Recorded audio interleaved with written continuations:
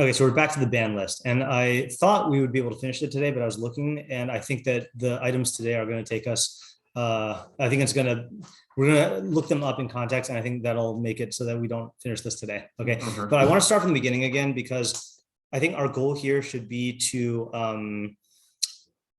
Okay, the question, I think we raised this question last time. The question is there a unifying like character to all the 24 things that are on the list? Or is this just a tool? Is nidui a tool that they used, and like they just decided to pick these things, like for various reasons, and there might be no unity in the system, which led me to wonder: is this list like an open Mishnah or something like that, or did the Rambam compile this? So the interesting thing is, I was looking at the footnotes that we skipped over on Chabad.org. So they say. Brachos 19a mentions that this is the number of reasons for which a person can be placed under ban, but explains only several of these 24 reasons. A significant number of reasons are also mentioned in the Talmud, Jerusalem Talmud. However, the majority of the reasons mentioned by the Rambam below were gathered by him from many different passages throughout the Talmud. So it is interesting. So the Gemara in Brachos Yud Tes Amud Aleph says, "Vam Rabbi Yeshua ben Levi be'esrim v'arba makomos beistin menadin al kavod harav." That's al kavod harav, right? The Kulan Shanina b'Mishnah Seino. I didn't even, is that the source that he was referring to, or I'm not sure. But anyway, but just relying on that footnote here, sounds like it's not clear, like which of these things, there's not like one unified list, I don't know how that bears on our question, but let's just read through the items again and then get a sense of like, if you had to like, label why this is ban-worthy. Let's try to get elementary categories here. Okay, so so this is on Vav Yud Daled, paragraph 2. Arba'a ve'esrim devarim menadin as adam. So on 24 things we put a person into nidui, which we still don't know what that is. Hopefully we get to know what it is this week. Bein ish bein isha, whether a man or a woman. Lilhein hamavazes hachacham v'afilu la'achar moso. Right. So someone who disparages a chacham even after his death. I mean, that sounds like a kavod haTorah thing, right? Like. That's explicitly what brought us here. Okay, 2, hamavaze es shliach beistin. Someone who denigrates the agent of beistin. Okay, now would you say that that's a kavod haTorah thing or something else? Because I could see you going two ways.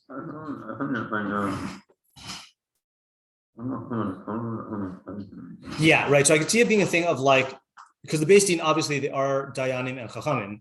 So this would presumably fall under that. But it also seems like... Yeah. That was what? Right, yeah. Oh, I looked into that a lot this weekend. Yeah. I don't want to get into that now, but I definitely, I'm even more convinced of my... my position in terms of the distinction between Machish Magidah and Mavazeh Chachamim. And by the way, the biggest finding, I'll just mention this, the biggest finding I had is that at least in that Rav Shechter Nefesh HaRav quotation of the Rav Shita there, he explicitly says that the Magidah is only from Moshe Rabbeinu to Ravina and Rav Ashi. Okay, as opposed to the speech that we read in English, which he seemed to extend it beyond that, So, and I also went into the topic of Baisos issue, like the Rambam on that, and I feel like this should be a whole shir, but so I'm more convinced than I was before, but okay. Anyway, so this is either Mavazeh Chachamim. You could put it in terms of Machish Magideha in the sense of like Beis Din being see, if this were based in a gadol, I'd be inclined to agree because that's like representing Torah Sheba'al Peh. I would see that this is more of a challenge to the court, the integrity of the court system. Like what it reminds me of is in the Aseret Dibros of having a false witness. Like the reason, like what's your understanding of why that's in the Aseret Dibros? Like, Don't bear false witness. Yeah. Why? As opposed to many, many other things that could be there of the 613. Oh, that made it to the 14? Yeah. Or that made it. It's like an avos, I guess. It's like one of the avos being like it can cover so many different. I'm not sure if what you're asking is specific. Okay, I mean that's one route you can take, right? We say avos meaning like a category that. Yeah, right. Yeah. I mean, so No. Trying to think back. I haven't. Yeah, I mean, my understanding is that that I don't know if this is what you had in mind when you had the Avos thing, but like the society that is based on mishpat cannot stand if people are interfering in the court system, so like it is a pillar on which everything else stands, and a lot of stuff that goes under the court systems and the legal system would be under that heading, so that's like the other like systemic. Why it's like not just don't lie, but yeah, right, that would be a good example, right? Yeah. So like that's the second angle that you could take this, is that it has to do with the integrity of the entire judicial system. Okay, 3, eved. To me, that's a bizarre one, right? Someone who calls his fellow a slave. We said that that's because we're worried about impugning the yichus of a person saying that they're a slave. To me, that doesn't seem like it should be on this level. Okay, but whatever. 4.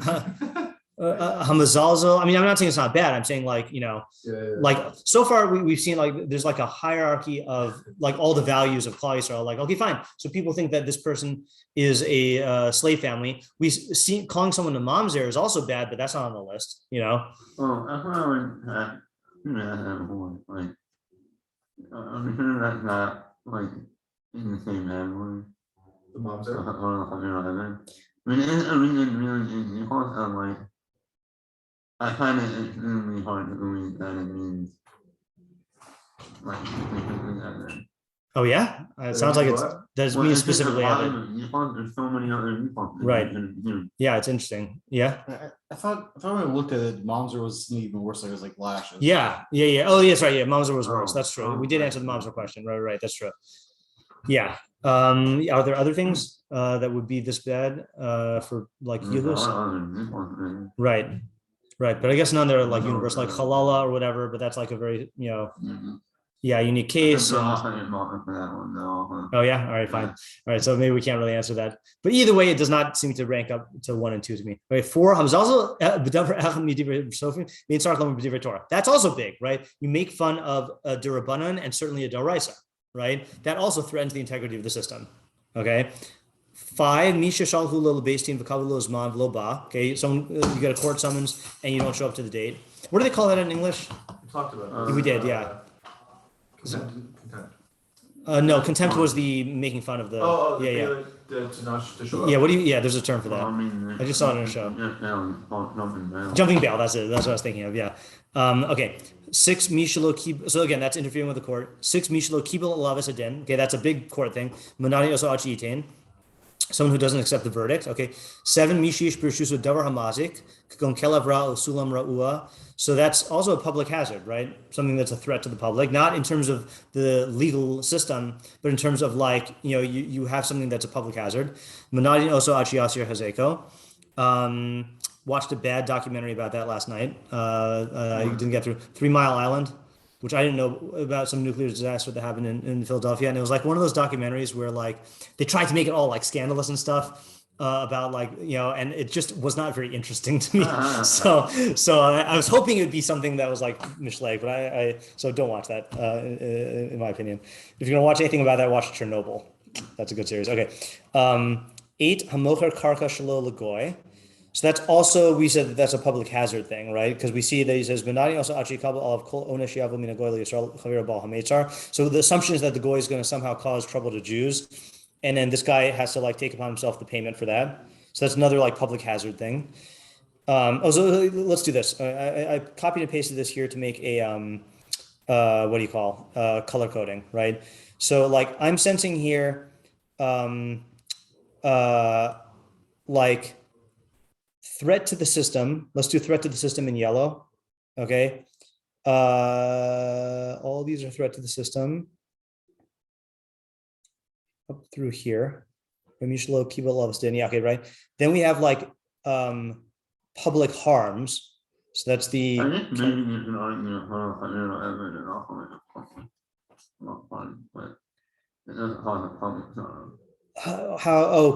because then people's yichus is going to make mess up. Yeah, I guess.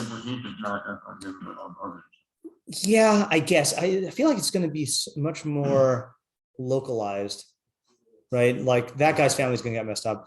I'd rather reserve it for another category if need be. Yeah. There's actually one of the cars like what, like why not fine? Like Why not what? Then why go through the whole expiation process? Why not just do simply we're gonna force you to pay? For which one? I mean, like for public comments, why not just do a canals? Like what? Yeah, I mean, my assumption again is that this is a deterrent type thing, and being socially ostracized is way more effective than a kanas. Like these are like the big guns, you know. It is more effective. Yeah, yeah. I mean, and this is like a tried and true thing. Like this is one of the biggest. I mean, exile is a bigger thing, but like exile is similar to this in that you're like kicking him out of society. Why are you smiling? No, I don't know. You smile like an evil grin, like you put someone in a social ban. Like, yeah, it is a big thing. No, I was thinking about myself. I'm like, man, I hope they never do that to me. We haven't gotten through the end of the list yet, you know. Yeah. Okay. Where are we at now? 9. Hameid al Yisrael ba'arkal shel goyim v'hoti mimenu be'iduso mamash lo kedin Yisrael. Right. So extracting money from a Jew in non-Jewish courts. Right. So that also seems like a systemic, like legalistic thing, right? Or harm thing. I would put that in like the harm. Okay. Can you say? So let's do this. Which one was it? Extracting money from a Jew in non-Jewish courts. Can you make this a little bit bigger? Yeah, I just want to fit them all on the screen. Tiny bit. There you go. That's perfect. Yeah. You know, the chairs move too. Anyway, all right. Oops.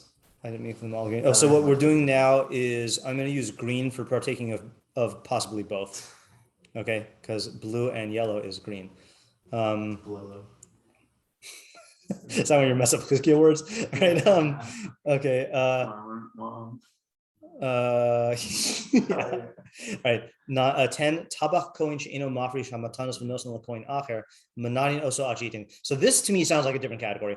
A kohen butcher who separates the portions that you're supposed to give to another kohen, but he doesn't do it. I guess he keeps it for himself because I'm a kohen, you know. Why can we do that? Because I guess he's chayav to give this to another kohen. What was it? Every kohen's got to give over to the next one. Well, I guess if I don't know the halachos here, you know, we should look this up. Biכורים test. We didn't look this up last time. Okay, Biכורים. Oh, if you want Rambams, there's one for you and one for you. That was the other thing I did on Shabbos. I spent an inordinate amount of time reading through the introductory essays in the Chabad Rambam that Yosef uses. Interesting stuff. And it reminded me of the shir that I still want to give if we have time before Shavuos about the machlokas between the Rush and like the Rambam on whether you can paskin out of the Mishnah Torah. You know, because they talk about that there also. And they say that Lubavitcher Rebbe was emphatically not in favor of people passing out of the Rambam, but that saying that the Rambam definitely holds that, and that the Rush is like different than the Rambam. Because apparently there's some people want to hold that the Rambam himself holds you can't pass out of the Mishnah Torah, and that's just ludicrous. Explicitly multiple times, yeah. That's like Yeah. the whole reason it was. Yeah, it's the whole reason it's written, yeah. No, I'm in the Quran at one shouldn't. Okay, right, you can do that. And then that led me, this led me into a whole other thing where I was looking into revisiting what the Rambam Shita on learning Gemara is. And it was much more nuanced than I got before. So we're in Sefer Zra'im, by the way. Yeah, Right, this is Biכורים test is what I said.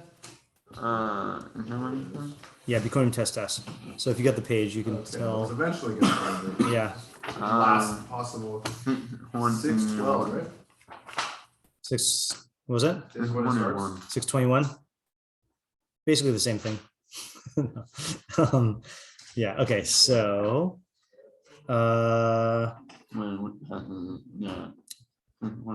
Oh, here we go. Yeah. Yeah. We should. Yeah. Start with the paragraph. No. Yeah. 9. Okay. Yeah. Okay. So he says Kohanim ulevim keturim min hamatanos. So Kohanim and Levim. I really don't know very much about this area. Kohanim and Levim are exempt from the gifts that you give to the Kohanim. Shene'emar, as it says, me'es ha'am, from the people. Okay. Fine. V'safik heim haLevim. Okay, it's a suffix about the Levim, whether they're included in the people. Are Levim people or not? You know, yeah. So they're included whether it's among the people or not. What was that? The common people. Yeah, the common people. The hoi polloi. Yeah. Lefikach in notli mehem. Yeah. Is this test? It is test. It's the paragraph that test is in. So it's test 8 in the forbidden count. Yeah, what was that in the doofus? Lefikach ein notlim mehem v'im natal hakohen lo yachzir. Therefore, we do not collect from them, from the Levim, and if Kohen takes it, then he should not return it. Okay, fine. So I guess he does get to keep it. Okay, but Medavar Murim. So when are we talking about that you don't give to the Kohanim that Kohanim and Levim are pater? B'shochet la'atzmo. That's if he shechs for himself. Well, Kohen tabach, but if you're a Kohen who's a butcher, sheshochet u'mocher b'shuk, who you're shechting and selling in the marketplace, mamtinin lo shtaim shalosh shabasos. You wait for 2 or 3 weeks. Okay, that's weird. Mikan ve'elach motzin mimenu hamatanos. From there and onward, then we extract from him. And from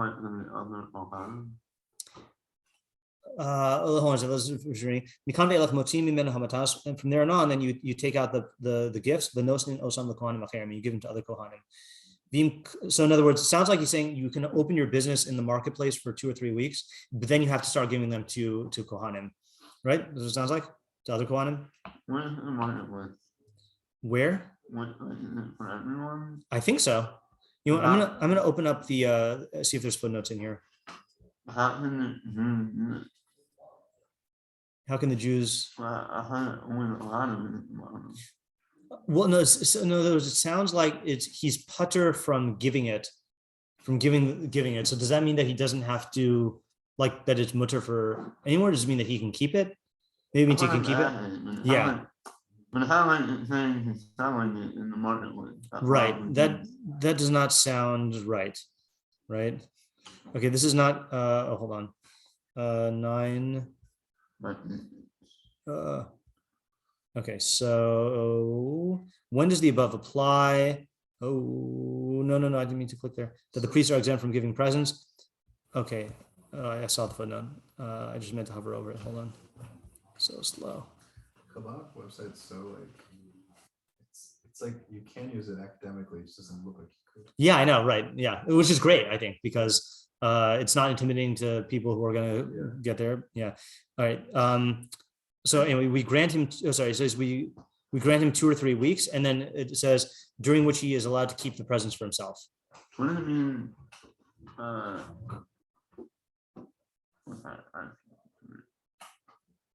Oh, remind me after Shir to tell you about a gig I got. You just got? I haven't taken advantage of yet, but I'm gonna start doing it in the summer. Yeah.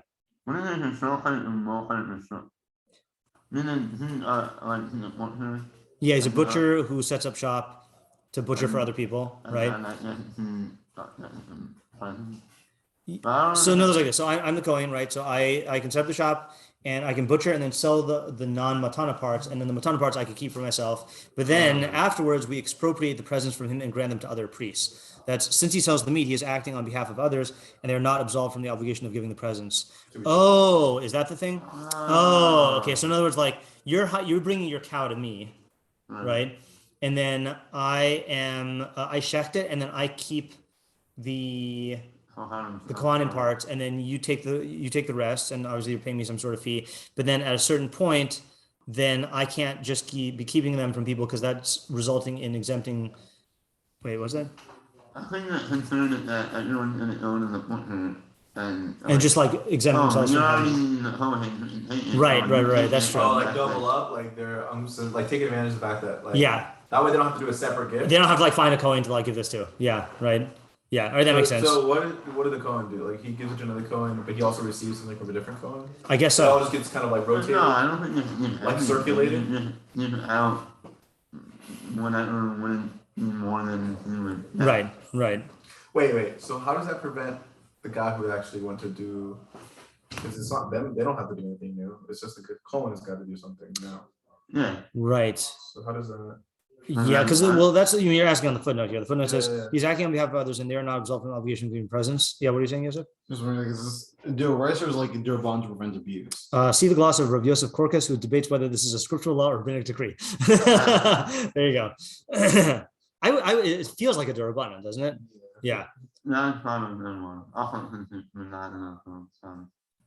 Also goes what? Yeah. Yeah, it could be Duraisa, right? Couple of Chachamim is Duraisa. And it says if you establish, we didn't read this in Hebrew yet. If v'im kava beis mitbachayim, if he makes a butcher house, limkor to sell, so that's not the guy who you're bringing your cow to. That's like setting up a butcher shop, right? In mamtinin lo, we don't wait for him. Elamotin miminum yad, we expropriate it from him immediately. V'im nimna militin, and if we prevent, if he prevents us from taking him, menadin also achitin, then we ban him until he gives. I think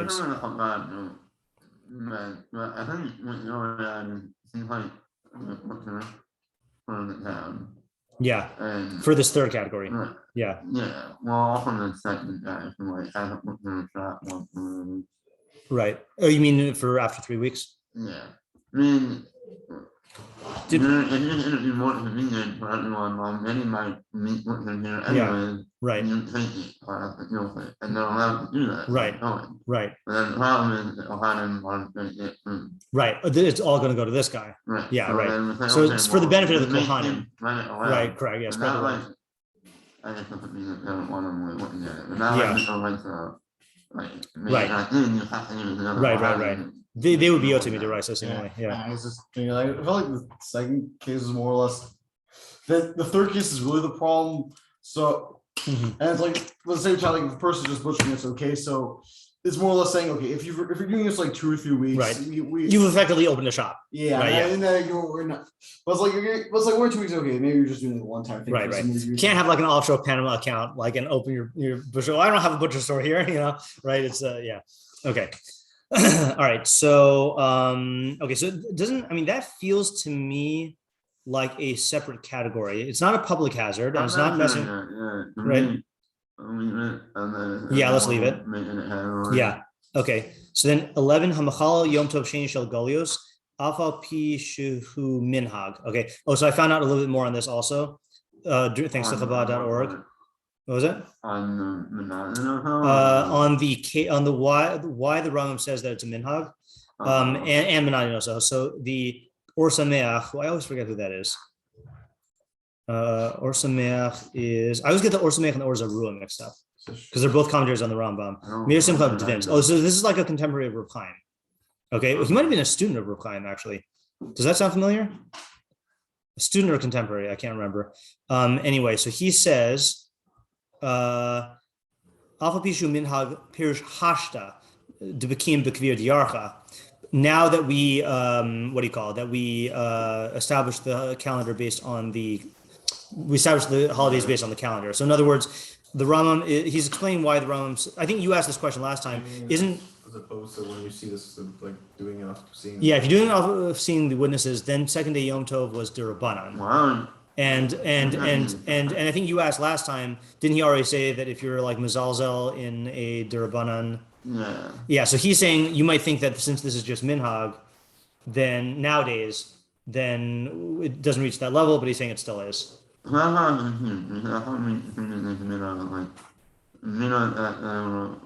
a ratified Minhag. It is it is a official Minhag. Mezalzel is to disparage or degrade. Oh. Yeah. Right. Okay, so what are we saying right now? So we're saying that if you violate second day Yom Tov in Galos, so even though nowadays that's just a minhag, because we have a calendar, so we know what day it is, and so we're just keeping it going because minhag of saying b'yadayim, we keep the minhag of the avos going. Nevertheless, then you still get put in nidui.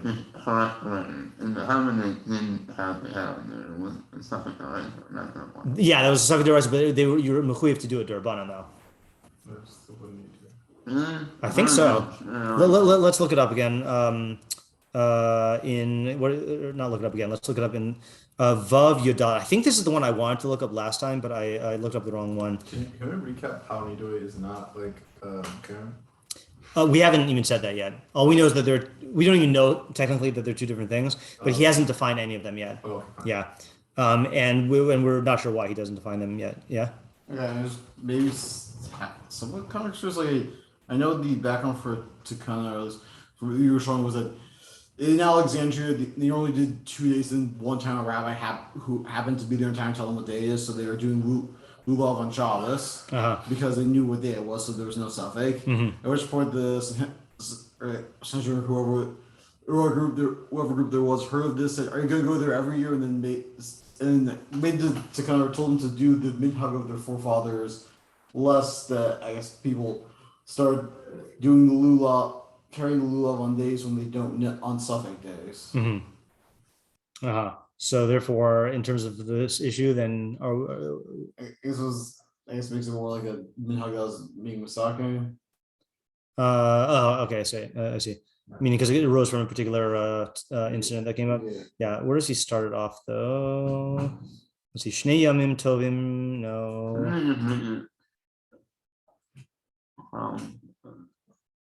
Okay, hold on a second here. Kol Advarim, I think this is the one that he was referring to. Just to see if this works out. Kol Advarim Ha'elu Shamarnu, all these things that we just said. Hayu Bizman Shahayu based in Shel Eretz Yisrael Makachi Nesariya V'Hayu Bnei Hagalios Osin Shnei Yamim Kedei Lehistalik Min Hasafek. So that all of this applies, which I don't know what he's talking about. When during the time when the basing in Israel was Makadish based on the sighting of the new moon, V'Hayu Bnei Hagalios and the people in exile Osin Shnei Yamim Kedei Lehistalik Min Hasafek. They did 2 days to get out of Safek. L'fi Shelo Hayu Yodim Yom Shekidchu Bo Bnei Eretz Yisrael, because they didn't know what day the people in Eretz Yisrael sanctified it. But today, Eretz Yisrael something al cheshbon umukashin alav, when the people in Eretz Yisrael rely on the calculations and they sanctify on that basis. The second day of Yom Tov is not to get out of Safek, but it's just Minhog. Yeah, so you're right. He doesn't say it's Durabanan here. He says it was just to get out of Minhog.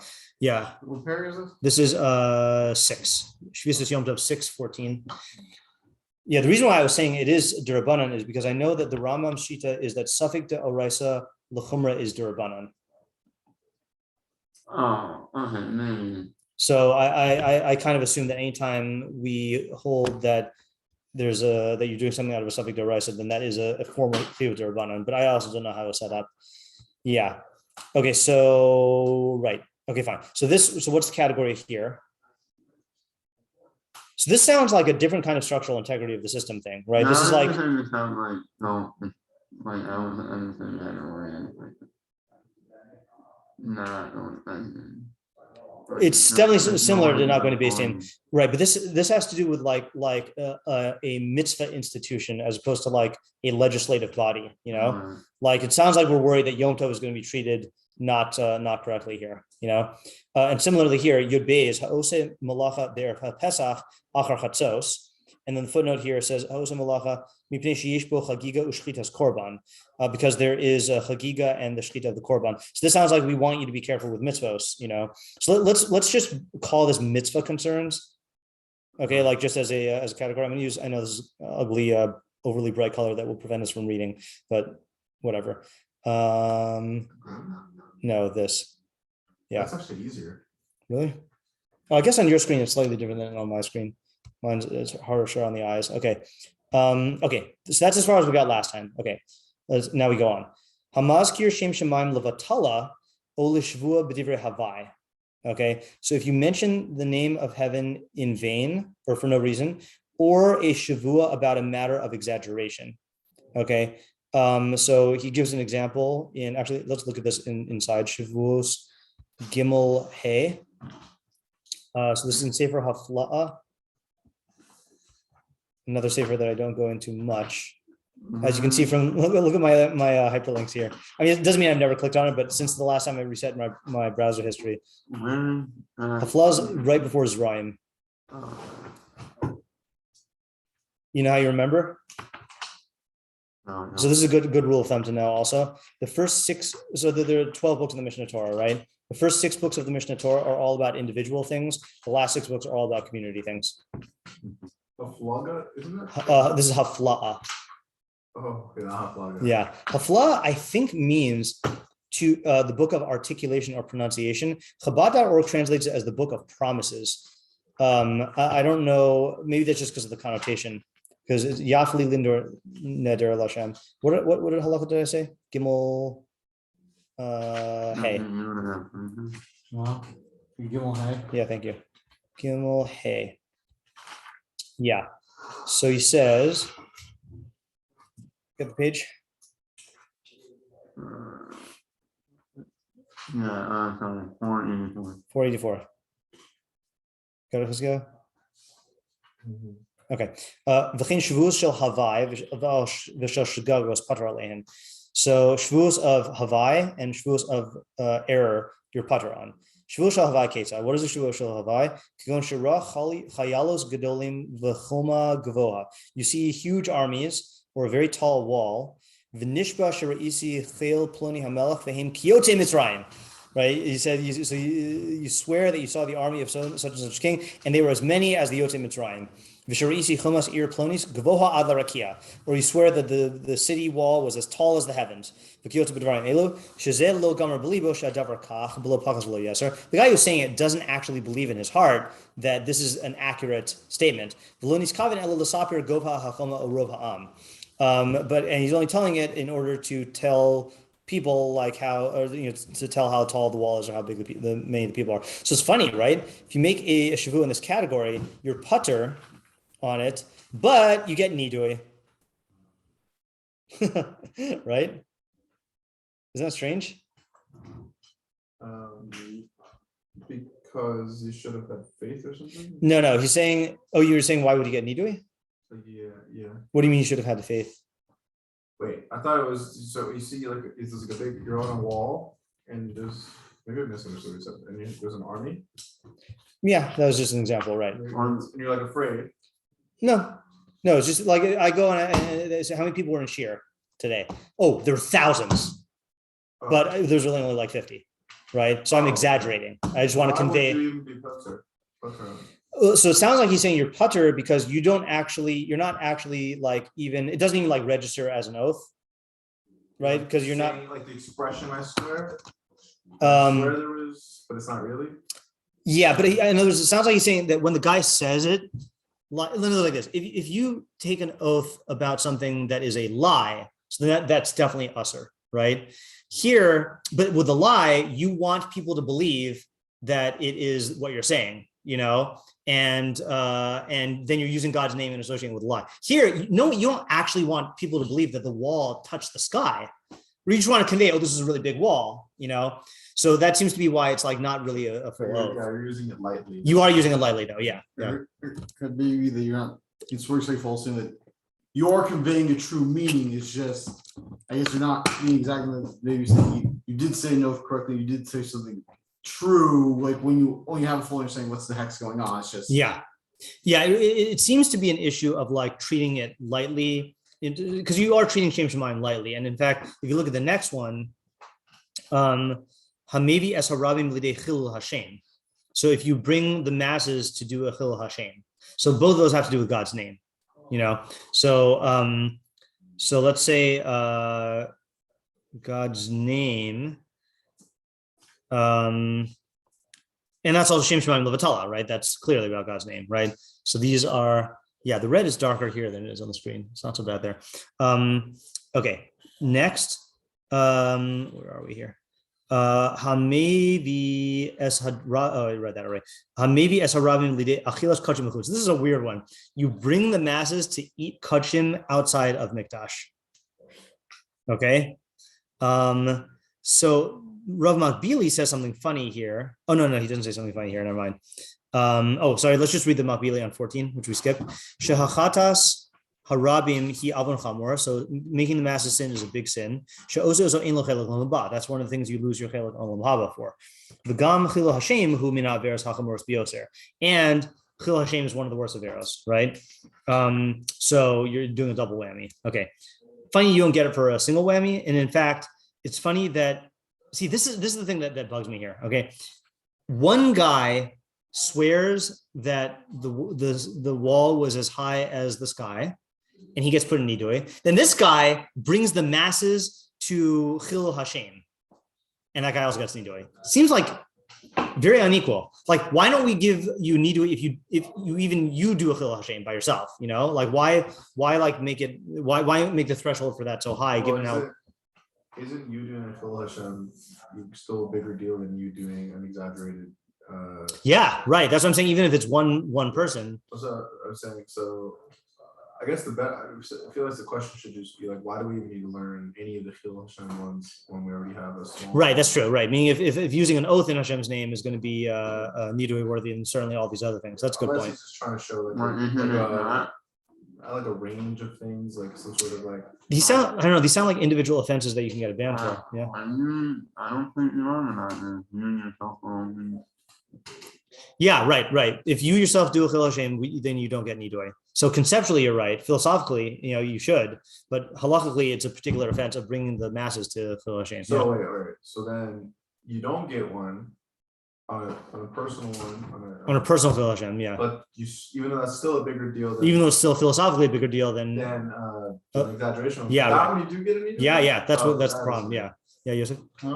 Also, what? I guess for bringing the masses to chil Hashem, does that have to be in the way you did in the process? Like, could be something where you said the wrong thing at the wrong time, like you said some midrash in the wrong place at the wrong time, which well, there is that sliding scale category of chil Hashem where it depends on what your reputation is, But like, let's say like you you are, I don't know, part of an institution of Talmud Chachamim, like a yeshiva or something like that, and like you cause you lead everyone in, I don't know, like, doing something that's like Bichol Hashem, that way. I lost your original question. Sorry, your original question was. I was saying something. We're something like you saying us where you say like a wrong midrash at the wrong time in a way that gets people really angry. You were saying, like I imagine a midrash saying a midrash out of context in a way that everyone else will find ridiculous and therefore cause a chil Hashem because they'll start mocking you and mocking Jews. Yeah, I mean, but it sounds like you're actually involving the rabbim in the chil Hashem, like yeah. That's what I was going to say. Well, then this maybe isn't as big of a problem because then it's just showing you that in the situation when you include others and bring them, that's a bigger deal than even if you do something that's a big deal on your own. Right. So in other words, it showing the exceptions along the way. So okay. Well, maybe this is even better. This is that. Okay. So treating the Shem Shemayim philosophically is bad in all cases, right? Okay. But if you take it if you use a formal institution that is designed to revere the name of Hashem and you use it lightly, that's ban-worthy. So that's like the oath in vain. Okay. And then chil Hashem is bad, but if you if you involve many people in this bad sin, then that's also bad. In other words, he's showing I'm picturing like axes, like there's like this axis and that axis, like there's different axes and the extremes of the axes are ban-worthy. Even though the core is really, really bad, it's in other words, the problem that we had was we were viewing it on a continuum that if an oath in vain is bad, and then individual chil Hashem, and then multiple chil Hashem. So why is it that this gets a ban and this gets a ban, but the one in the middle doesn't? I'm saying the middle one doesn't have the community aspect. So right, so that's why I'm saying it's a different thing. It's like you have the chil Hashem at the core, which is bad, but then you reach a certain axis in terms of formally, using a formal institution that degrades it. That's in Shavuot. You reach that critical point. There's a slope. There's an XY thing. No, I'm picturing like a three-dimensional graph here. So there's using the Shem Shemayim in a formal institution designed to revere it, but you're using it to degrade it. So if you reach that point, that would be the threshold would be a shavua for exaggeration. Okay. Then there's doing actions which are chil Hashem, right? So individual wouldn't be ban-worthy, but if you go enough on the axis of involving enough people, then that's bad. I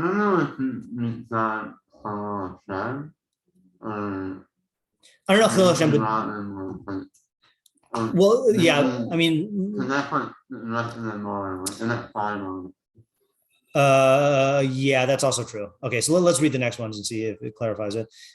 Maybe as a rabim lide, achilas kachim bechutz, right? So that is weird. Let's see what Makbili says. Kachim bechutz, achilas korbanos michutz l'makom shemuter la'achlam bo. Okay, so that is another form of bring the masses to sin, but it's also a bad one. Achilas kachim bechutz is chayav kares, right? And it's also kachim is special because it's associated with the Shem Hashem, right? The Shem Shemayim is nikra alehen, so that might be another Shem Shemayim thing. That's why I had this idea of the axes. All right, hamachashev shanim v'kovei chadashim b'chutz la'aretz. See, now it sounds like we're back to Bastian's interfering with Beis Din. If you calculate the years and set up months outside of Eretz Yisrael, right? Yeah, right. Well, it's interfering with the integrity of the system, right? Rambam has, okay, this is a side point. Rambam has a whole special shita about how even when we calculate the months now, it's still being done through Eretz Yisrael. So I don't want to touch that one really so much, but it does have to do with the system. Okay, so so what I wanted to suggest was, this is hard. I want to suggest that nidui is not Gimel and Gimel as well.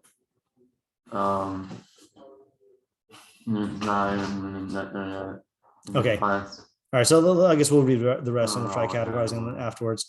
Okay. 17. Hamach shilas ha'ivir, one who causes a blind person to stumble, which according to the Rambam is not literally a blind person, right? Yeah, right. But let's just read it in the Rambam in Hilchos Deos because it's good to read. No, it's not in Hilchos Deos. What am I saying? Let's just read the Makbili. He says, either you bring him to do an avera or you help him to do an avera. Because he's blinded by his taivas. Or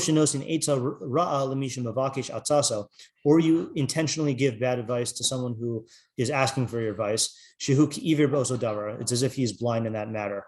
So this is a very small scale thing, right? It's like an individual harm. Yeah. Okay. 19. Tabach shiatsas trefa mitachas yado. No, sorry, 18. You prevent the masses from doing a mitzvah. Okay, that's another masses one. I think that's also you lose your chelik on the for that. Yeah. You get tshuva. It blocks tshuva. You don't lose your chelik for that. Yeah, it's tshuva perek daled. Okay. 19. Tabach shiatzas trefa mitachas yado.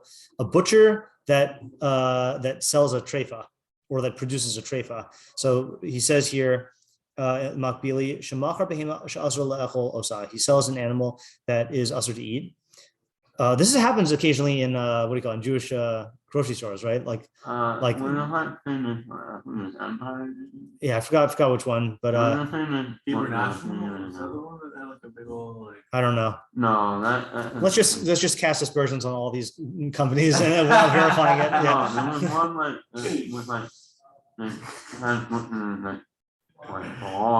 Yeah, selling treif. Yeah, but treifa he balchaim hachola be'achamin hacholaim ha'alulim l'havim l'misaso.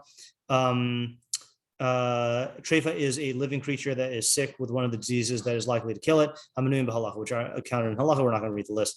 Shehu aser b'achila gam im nishkat lifnei shemes. It's aser b'achila even if you shechted it before it died.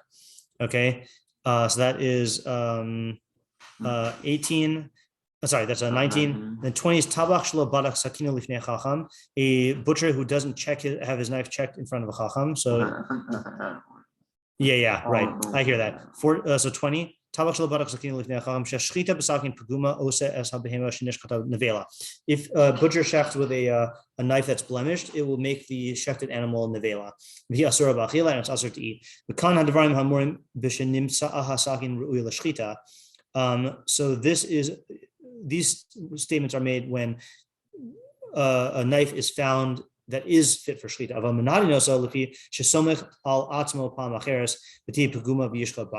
But he gets nidui because he relied on himself and didn't check it with a chacham. Okay. So you're saying that all of those have to do with what's the category that you're suggesting? Or not all of them, but the.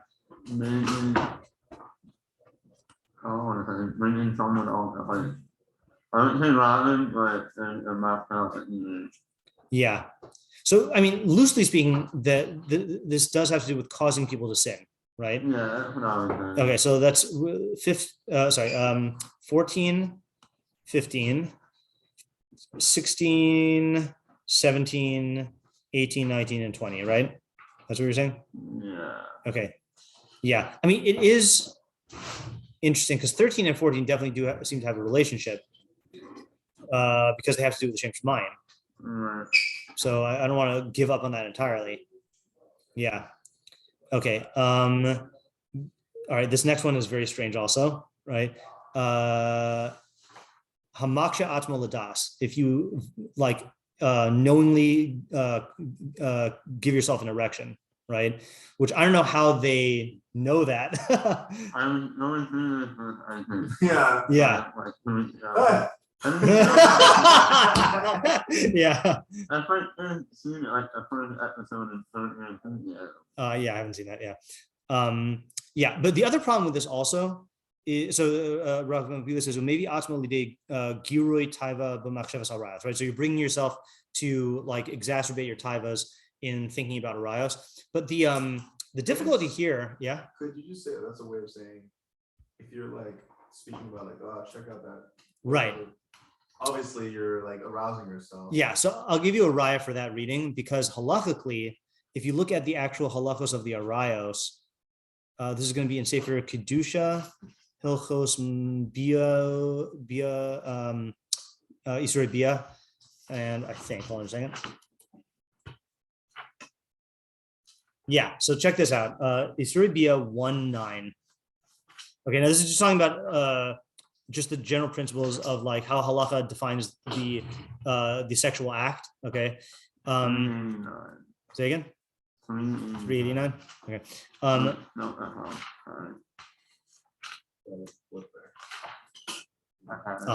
You knew it. You could hear it in his voice.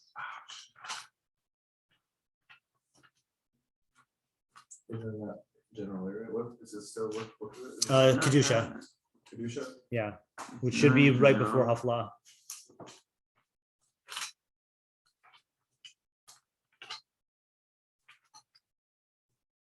It's 400. yeah. What parak is it? 1:9. Oh, okay, I think I'm there. Okay. Anus pater miklum. So a person who is raped, let's say it's in one of the arayos, right? And the person is raped, pater miklum. Then the person who is raped is pater from everything. Mina malchus, mina korban, mina tzarech lama, mina misa. They're pater from whiplashes, from korban, and certainly from death. Shnemar, as it says, ula na'ara lo sa'aseh davar. You shall not do anything to the maiden. Okay. B'mei devar memurim. When are we talking about? B'shene'enas hanival. When the person who received the intercourse was raped. Okay. Boel, but the rapist, in lo ones, okay, is not considered. It's not considered a case of ones of like out of their control. In kishui ela ladas, because all erections are intentional. Okay, so that's the halacha here. Now, yeah. So I've always wondered about this here, and what was that? Yeah. Well, it's also no. So it's. I mean, medically, it seems like it's not true, right? Definitely not. Right. So, but I think that if you explain the way you were explaining it, then it makes sense, which is as follows. Here we're talking about. I mean, I'd be curious to see if there is any, if there are other ramifications of this outside of rape. But you can see a statement like that being that if you like are actively raping someone, you cannot claim that your kishui is like is unintentional. You know, right? So whereas in the case of nidui, then what do you call it? Then I think it's like what you were saying, which is that if you are, what would even be your defense? What would that change? I mean, people make cases like that nowadays, right? That they're not raping the girl. Yeah, right. Like I mean, let's say in halacha, to my knowledge, there's no concept of a female rapist, right? But you have cases in American law or in the American court system where men say that like this woman forced herself on them. You know, and that I don't know what the legal thing is, but they call that like rape, you know. And so I think halakha would look at that and say that's not rape because the guy is in the framework of halakha is acting intentionally. Yeah, that's the case, right? Meaning, it's not talking about when the guy saying basically wanted it. When a guy, I see what you're saying. Well, I mean, we would say that the guy is the rapist halakhically here, right? Even if yeah, right. You're talking about the circumstances in which came about is like she forced herself on the guy. That I guess that sounds like the guy. Yeah. Okay. I mean, yeah, the rapist is not trying to say a defense of like, you know, like that his act of rape was. Okay, Yeah. Okay, right. Yeah. Okay, that clears up, right? Wait, so we're saying if you got an erection, basically means you clearly were wanting that relationship. So you weren't really raped. Is that what we're saying? Because you wouldn't have gotten an erection out of it. Yeah, I mean that's the language that the halakha is expressing it in. But again, the way I'm taking it is like it seems like it's a legal thing. Like a guy cannot be raped by a woman and claim that he was ones. You know? Right. Yeah, right. That's unless what if he didn't get an erection? Oh, they talk about that case either earlier or later. You said you've never heard of a case of female rape. Halacha, no. So then how do they talk about it later? They just don't call it. Well, we can look at it in a second. Let's just finish reading the halacha. The isha shetchila. Actually, no, this is a separate thing. Hold on. Oh, this is actually no, never mind. What? Hold on, they're not Isha shetchilas biyasa ba'onet. Okay, so a woman whose the beginning of the bia was by force, the sofa baraton, and the end was by will. Petur miklum. So she's pater. Shemisha hischel livel ba'ones, because once they start to have bia ba'ones, in biada shelo tirtze, she doesn't have the ability to not consent. She yetzer ha'adam v'tivo kofe osal laratos, because the nature of the yetzer of man and his nature compel her to comply. Like, we don't think that guy was ever honest, but we can say all the Right. Right. I mean, it is applying to standards, right? Yeah. Yeah. Hold on a second.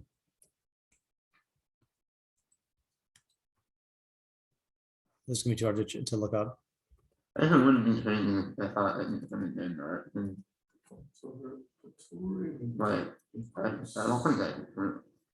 Yeah, I mean, good question in these halachos in general. What is the assumption that they had of the facts, and then what is like a legalization of the like halachification of the thing? Okay, but anyway, so but going back to what you were saying about the nidui thing, it does sound like it's saying like if again, this is not going to be something that I assume this is not something that people will be put into nidui for just because it's not something that is like observable, you know, like in most circumstances, but it's like it's trying to target what you're saying, which is people who are voluntarily like putting themselves into situations like this. Yeah. Which isn't, I mean, like, I know there's a story which apparently wasn't really about Jesus, but they still use, I think of the Gemara, the rabbi. Yeah. It was like, he went to some marketplace or something with his student, and he says something about like some lady, like gives a compliment, but he wasn't talking about her physically. He was like, wow, it's beautiful, like some act that she was doing. Mm-hmm. The student mistook it, and he's like, honestly, I prefer her, like, and he took something else about it. I don't know, her or someone else physically. Yeah. And the rabbi looks at him like, what? That is the most awkward moment. Yeah, and he gets mad at him. And he yeah. Like tells him, like, he says basically like, I'm like exiling you, at least myself. I don't have to. Yeah.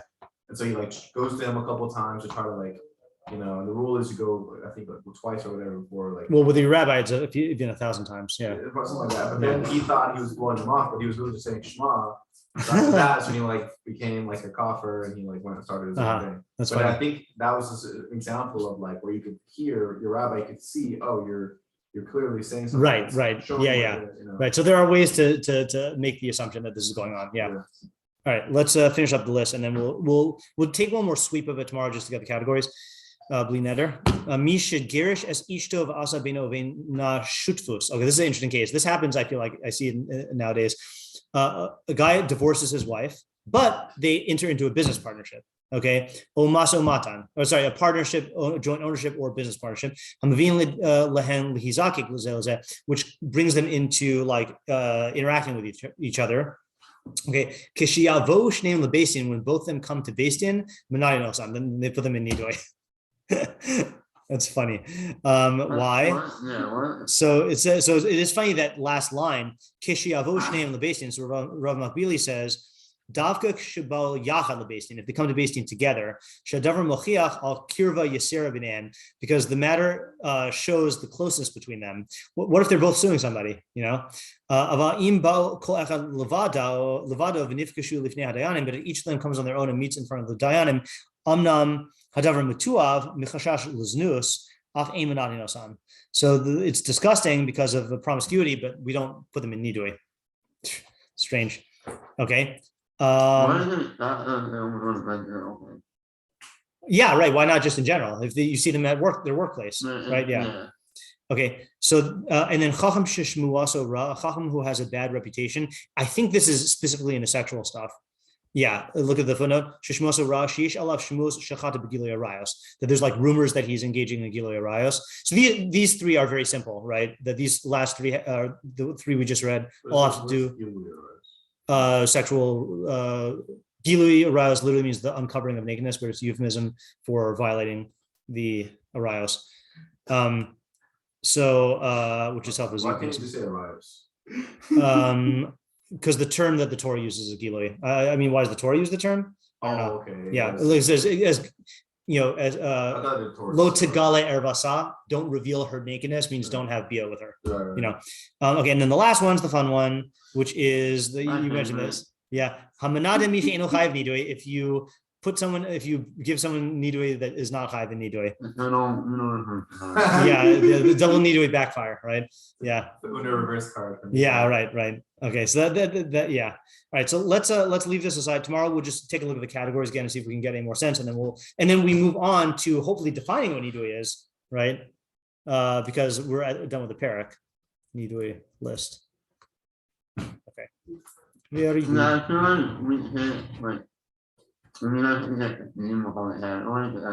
right, so maybe we should. Yeah. We should look at more nidui stuff first. Okay, yeah, fine.